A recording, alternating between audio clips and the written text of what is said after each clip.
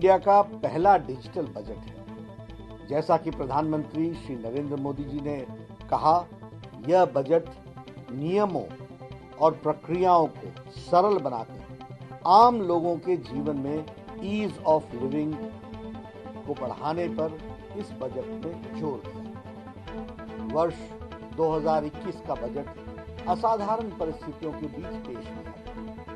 इसमें यथार्थ का एहसास भी है और विकास का विश्वास है। यह बजट सभी वर्गों, बुजुर्गों, युवाओं, महिलाओं, संगठित एवं असंगठित क्षेत्र के मजदूरों, छोटे बड़े उद्यमियों की आशाएं और आकांक्षाओं को पूरा करने वाला बजट है। ऐसे सर्वस्पर्शी और सर्वसमावेशी एवं देश के जन जन के सर्वांगीण कल्याण के प्रति समर्पित आम बजट के लिए मैं आदरणीय प्रधानमंत्री श्री नरेंद्र मोदी जी का अभिनंदन करता हूं और वित्त मंत्री श्रीमती निर्मला सीतारमण जी को और उनकी टीम को बहुत बहुत बधाई देता हूं। Health and wellbeing, financial capital, inclusive growth, human capital, innovation and R&D, minimum interventions इस बजट के स्तंभ हैं जो भारत के हर क्षेत्र के विकास पर आधारित है। इंफ्रास्ट्रक्चर डेवलपमेंट पर विशेष फोकस किया गया। स्वास्थ्य क्षेत्र में सुधारों को आगे बढ़ाया गया।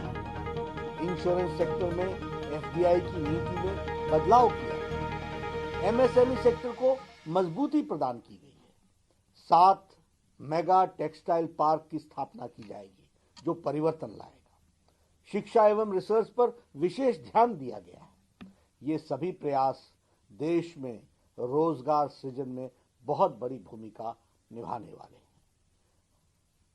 पहली बार स्वास्थ्य क्षेत्र के बजट में 137% की वृद्धि हुई है। स्वास्थ्य के क्षेत्र में बजट को 92,000 करोड़ रुपए से बढ़ाकर 2,23,000 करोड़ तक पहुंचाया गया है। 64,180 करोड़ रुपए आत्मनिर्भर स्वस्थ भारत परियोजना के लिए दिए गए हैं। यह अपने आप में भारत की स्वास्थ्य की तस्वीर बदलने वाला है। कोरोना वैक्सीन पर 2021-22 में 35,000 करोड़ रुपए खर्च किए जाने की प्रावधान की गई है और मोदी जी की सरकार कोविड को भारत से जड़ से खत्म करने के लिए कृत संकल्प है। इतनी गंभीरता हमने इस विषय की रखी है। प्रधानमंत्री श्री नरेंद्र मोदी जी ने अपने नेतृत्व में केंद्र की NDA की सरकार किसानों के कल्याण एवं आय को दुगना करने के लिए कटिबद्ध है। MSP बढ़ाकर उत्पादन लागत का 1.5 गुना किया गया है। प्रधानमंत्री मोदी जी की सरकार पिछली सरकार से करीब 3 गुना अधिक राशि किसानों के खातों में पहुंचाई गई है। हमारे सीनियर सिटीजन्स जो 75 साल और उससे ज्यादा उम्र के सीनियर सिटीजन्स को IT रिटर्न से राहत देने और पेंशन से आय की इनकम टैक्स की छूट दी जा रही है। सभी के लिए घर हमारे लिए प्रायोरिटी का विषय है। होम लोन पर ब्याज में 1.5 लाख रुपए की कटौती के प्रावधान को 31 मार्च 2022 तक बढ़ाया गया है।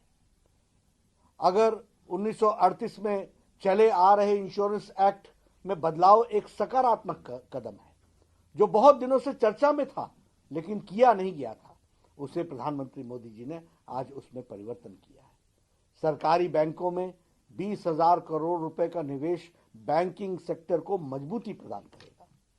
15वें वित्त आयोग की सिफारिश माने जाने के बाद अब राज्यों को केंद्रीय करों का 30% से बढ़कर 41% उनको हिस्सा मिल सकेगा।